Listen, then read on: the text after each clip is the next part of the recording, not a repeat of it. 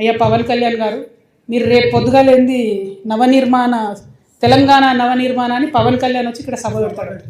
నేనేమంటున్నా అంటే, ఈ లోకేష్ గారు పవన్ కళ్యాణ్ గారు వాళ్ళది ఒకటే ప్రభుత్వం కదా, ఆంధ్ర ప్రభుత్వాన్ని నేను విజ్ఞప్తి చేస్తున్నా. వానాకాలం వస్తుంది, మీ సెక్రటేరియట్లో, మీ అమరావతిలో మీ ముఖ్యమంత్రి గారి కుర్చీ కింద నీళ్ళు రాకుండా చూసుకోండి. ఫస్ట్ ప్రతి వానాకాలం అక్కడ క్యాపిటల్ మునుగుడే, ప్రతి వానాకాలం అక్కడ క్యాపిటల్ మునుగుడే. అంటే ఎంత అవమానం ఇది ఆంధ్ర ప్రజలకు చెప్పండి. నాయకులేమో వాళ్ళు ఇప్పటికీ కూడా ఆంధ్ర మంత్రులు వచ్చి హైదరాబాద్లో ఆపరేషన్లు చేయించుకొని పోతారు.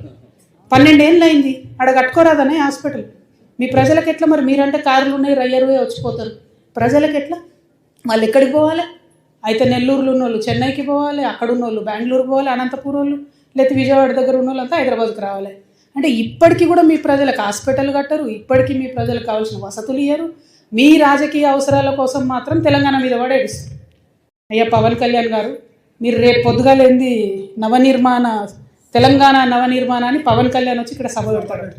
నేనేమంటున్నా అంటే, ఈ లోకేష్ గారు పవన్ కళ్యాణ్ గారు వాళ్ళది ఒకటే ప్రభుత్వం కదా, ఆంధ్ర ప్రభుత్వాన్ని నేను విజ్ఞప్తి చేస్తున్నా. వానాకాలం వస్తుంది, మీ సెక్రటేరియట్లో, మీ అమరావతిలో మీ ముఖ్యమంత్రి గారి కుర్చీ కింద నీళ్ళు రాకుండా చూసుకోండి. ఫస్ట్ ప్రతి వానాకాలం అక్కడ క్యాపిటల్ మునుగుడే, ప్రతి వానాకాలం అక్కడ క్యాపిటల్ మునుగుడే.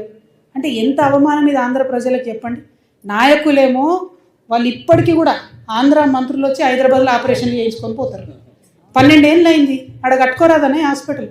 మీ ప్రజలకు ఎట్లా మరి? మీరంటే కార్లు ఉన్నాయి, రయ్యరువే వచ్చిపోతారు. ప్రజలకు ఎట్లా? వాళ్ళు ఎక్కడికి పోవాలి? అయితే నెల్లూరులో ఉన్న వాళ్ళు చెన్నైకి పోవాలి, అక్కడ ఉన్న వాళ్ళు బెంగళూరు పోవాలి, అనంతపురం వాళ్ళు, లేకపోతే విజయవాడ దగ్గర ఉన్న వాళ్ళంతా హైదరాబాద్కి రావాలి. అంటే ఇప్పటికీ కూడా మీ ప్రజలకు హాస్పిటల్ కట్టరు, ఇప్పటికీ మీ ప్రజలకు కావాల్సిన వసతులు ఇయ్యరు. మీ రాజకీయ అవసరాల కోసం మాత్రం తెలంగాణ మీద పడేస్తారు.